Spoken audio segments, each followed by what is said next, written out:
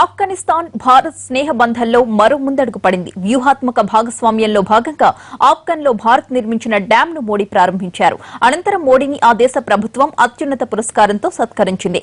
5 దేశాల పర్యటనలో భాగంగా నిన్న ఆఫ్ఘనిస్తాన్, ఖతార్ దేశాల్లో పర్యటించిన మోడీ ఈ రోజు స్విట్జర్లాండ్కు వెళతారు.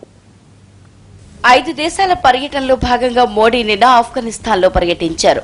హెరాత్లో మోడీకి ఘన స్వాగతం లభించింది.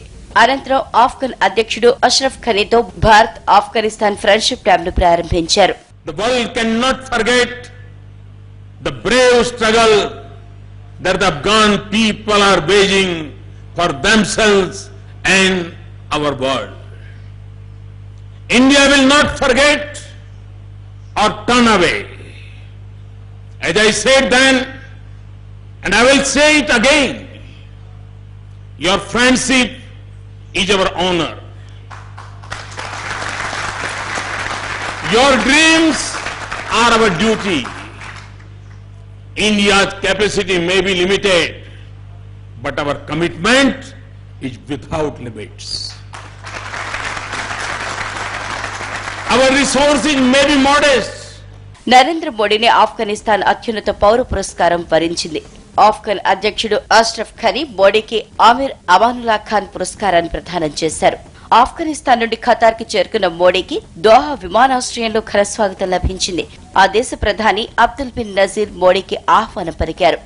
అనంతరం మోడీ దోహాలో భారత కార్మికులను కలుసుకున్నారు.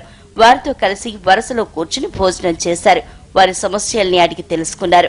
ప్రధాని మోడీ తమతో కలిసి భోజనం చేయడంతో కార్మికులు సంబరపడిపోయారు.